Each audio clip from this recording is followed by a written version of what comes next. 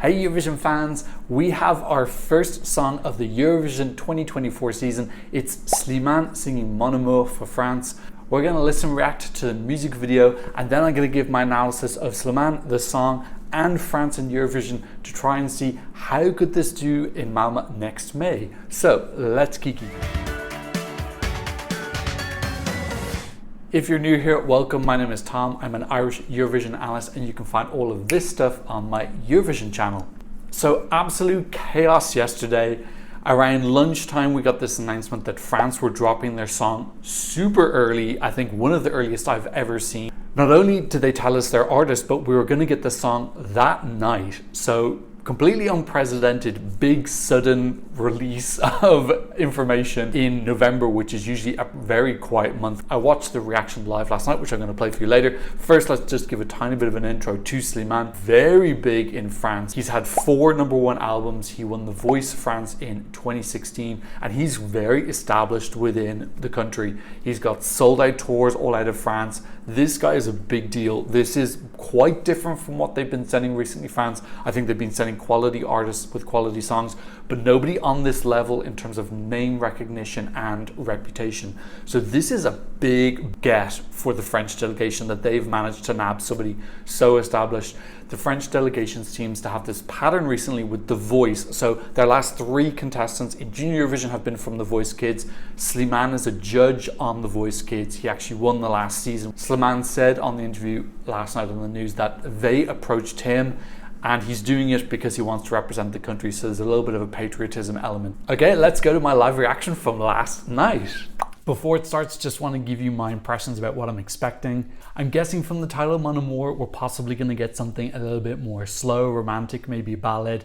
I'm not sure if Mon Amour is his family, or I know he has a daughter, so I wonder who he's speaking to, or could it be the country or something a little bit bigger as well. He's definitely got a lot of performance quality. He's really strong on the stage, making connections. So I think he's definitely going to go for something a little bit more emotional, heartfelt. That means it can take advantage of his skills in connecting with the cameras. And he's a very handsome guy. I don't think he's going to turn down the opportunity to smize into the camera. If you've got it, flaunt it. I don't blame him. You've got to use everything at your disposal when it comes to Eurovision, so use your handsomeness if you need to. Ooh, that hand is lovely.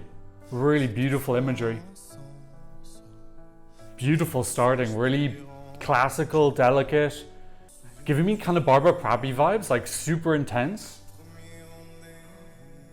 Oh, the control of his voice is really amazing. Oh, and he can go up high as well, absolutely lovely.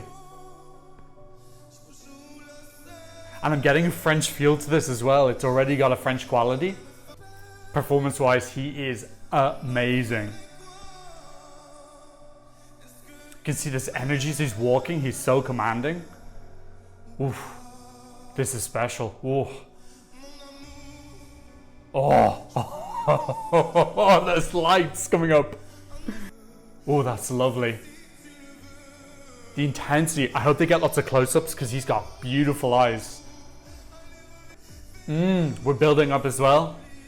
He's got on North Macedonia dude's jacket. I love it.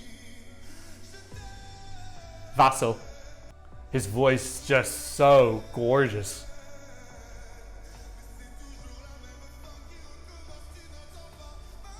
The power in his voice, going from these soft moments to the power, is really impactful. And he did all that in one take, and it looked perfect. I still think we're in the same take. This is incredible. His softness and smoothness in his movement and his singing paired is just divine. Oh, and the cinematography is really soft and elegant.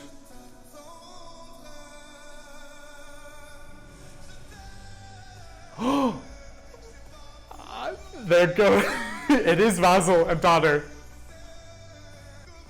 Wow, the power, the rawness in it is so captivating.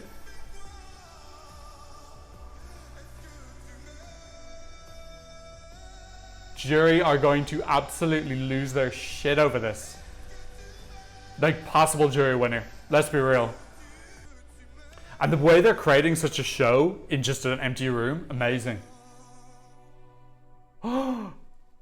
Was that 3 minutes? That flew by. Oh my God, that was... That was amazing. Yeah, I really enjoyed that. Definitely the star of the song is his voice. His ability to go really low, really high, do falsettos and everything is just divine. He's got a really spectacular voice, and he's got a real presence as well. His connection with the camera, his ability to move his body in a really mesmerizing way. Like, those 3 minutes flew by for me. It really was so fast. I almost checked at the end. I was like, why was that the end of it? I thought we were kind of only at the end of the first chorus. Really, really intense passion that he brings. Like, this is really going to do very, very well with the juries. Like, this is very potential. We've one song. You know, it's very hard to speculate at this point, but this is definitely the type of song that could do well with the juries. In terms of the televote, I don't know. I definitely think there's a certain demographic who will love this because it does have a kind of like very classic timeless feel. I don't know if it has like a real powerful wow moment that'll really make it jump out. You know, will it be able to do better than the televote than Évidemment did? I don't know. Évidemment's staging was quite static in the end. Because she was stuck in one place, her performance felt a little bit flat, whereas he has got a real magnetism to him. I think even when he's standing still, he'll be able to pull it off. Voice-wise, we know that he can perform live. He's won The Voice. He's got 4 #1 albums. He's sold out stadiums all over France. So I'm not worried about that at all. I think this is one of those moments where his performance ability alone is going to be able to elevate this. Same thing with Marco Mangoni last year. I didn't particularly like the song, but Marco's performance on the stage just totally won me over. Really, like, massively special. And don't underestimate that X factor of being an incredible performer, because it really can sell something that might seem a little bit bland or average. I'm not saying that the song is bland at all, but what I'm saying is he's definitely the strongest part of this, and I think he could take something that maybe some people might not like if it's sung by somebody else, and he can sell it and make them love it. The fact the song is coming out so early, I don't know what to make of it. We know that Intelligent Music Project released their song very, very early in 2022, and that didn't go particularly well, but maybe that song wouldn't have done well no matter when it was released. So this is a really interesting strategy from France. Are they setting the bar for this year with a really, really strong song that's going to be top of the odds for a large part of the season? Because if they do, that's going to put a lot of pressure on every other country. If they already know that France are competing for the win, they're going to be looking at their songs saying, can we beat France? And maybe some of them might up the standard a little bit, particularly the songs that are in internal selections that have the power to get a new song or make some changes. Countries with national finals probably don't have that much flexibility. They've kind of got what they've got. Other countries who internally select may be looking at this with a lot of curiosity, saying, are we going to be able to beat France or not? Do we need to go back to the drawing board and get another song? So this is really, really interesting dynamic. By the end of this season, we're going to be able to say, how important is it about when you release your song? Is there a point where it's too early, or does it not matter? Do 95% of the people watching the Eurovision final watch the song for the first time then anyway? So it doesn't really matter when you release your song. Okay, it's the morning after. I'm a little bit more calm, so now's the perfect time to do some analysis. Let's first talk about Slimane, the artist. So this is a massive get for the French delegation to get someone who is so established. I've said in previous videos that I think the #1 goal for France this year in Eurovision should be to try and win over more of the public. Eurovision is still not a big deal in France, just not something that a lot of people follow or care about or feel any involvement in. So this is probably the most perfect person they could have gotten to try and get the general public more involved, more interested and focused on what's going on. And long term, that's going to help the French delegation so much more. If Slimane does well, doesn't necessarily win, but if he gets more album sales, more concerts, he gets more international recognition, that is definitely going to help getting other people for future years. Huge credit to the French delegation in managing to organize this and convincing him. Obviously, a lot of conversations will have gone on behind the scenes, assuring him, encouraging him, trying to sell Eurovision to him as a concept and something that he wants to do. All 4 of his albums were also #1 in Wallonia, which is the French-speaking region in Belgium, and also in the French-speaking region of Switzerland as well. So he's got a little bit of small kind of French speaking recognition, so that's going to help obviously with the televote. Now the other interesting aspect of this entry is why was it released so early? So lots of theories flying around on social media. One of them is that he is going to be the interval act in Junior Eurovision, which is being held in Nice, France in a couple of weeks' time. That makes sense. It sorts out the interval act for Junior Eurovision, and it also gives him an opportunity to promote the song.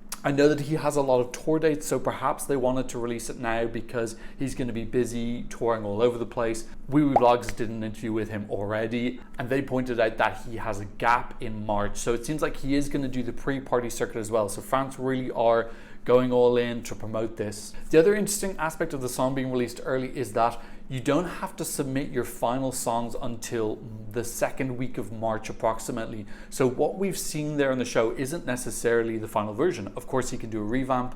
He's going to be singing this song in stadiums around France for the next 4 or 5 months. He might change it. He might evolve the song. He might add in little bits. I just saw Lorraine did her concert in Dublin, and many of her songs have kind of got like remixes. Her version of Statements had like a lot of tribal elements to it. This song could grow and change over the next 4 months, and what we actually see in Eurovision could be like a 2.0, 3.0 version of that after he's tried out different things on stage. Discover new ways to sing the song, so this could grow into something even better. In terms of the song, I think it's very solid. It's got that classical element. I feel like it does need to change or evolve if it wants to get into those upper echelons. I feel as it is already, he is going to be able to get himself up quite high in the jury just on his talent, charisma, persona alone. I already think at this point it's an obvious contender for the top 5 in the jury. Obviously, I have no other songs to work with, but just comparing this to previous years, I would expect this to be breaking up into the top 5. Could potentially be a winner. It depends what he's up against. In terms of the televote, I think that it's going to have a little bit more something extra magic if they also want to do very well with the televote. I don't see that magic in the song yet. I think it's going to have to try and appeal more to a younger audience as well. I think the staging concept within the video, where they've basically copied Daughter and Vasil's idea about the glowing breastplate, they're not going to do that. I think that's just because they were presenting this to the French audience. It's a little bit strange that they're copying an idea that was done twice already, once in Eurovision and once in Melody Festival. But yeah, I think the final concept is going to be vastly different. They probably want to save their budget for what's actually going to happen in the future. But still very impressive that he could make a music video so vivacious with just one prop and some lighting. He's got that magnetism that really you can put him in a bank room and he's going to sell the performance anyway. Overall though, France have been really successful recently. They're 9th out of 44 if you look at all the average rankings over the last 10 years. So I think the French delegation possibly don't get enough credit for how well they do. Obviously they're a Big Five country, so they qualify automatically into the final. That helps their average ranking. Personally, I think they would qualify the majority of years anyway. I think maybe there's 1 or 2 years where they probably wouldn't have qualified if they weren't Big Five. So yeah, that 9th comes with a small asterisk beside it, but I still think that they would be top 10, top 12, even if they weren't a Big Five country. So short term, I love this because it's a great song, beautiful artist. Long term, I love it because this is going to grow the base of artists that the French delegation can choose from in the future. This song being successful would be good for the contest because it will ensure a great quality of artists and songs for France for quite a while. This could be a little bit of a mini revolution for the French perception of the contest. Who knows? Maybe it's going to take longer to break them down and win them over, but this is definitely going to be a big start. In any case, fantastic start to the season. Okay, so that's what I thought about Slimane singing Mon Amour. What did you think? Leave me a spicy comment in the comment section down below. No new donations on Buy Me Coffee, but thank you so much to Nicole for supporting me on PayPal. If you want to support the channel, I'll leave links for you in the description. And of course, thank you to all my wonderful, beautiful, godlike patrons all over the world who support the channel and keep it going. Thank you for your support.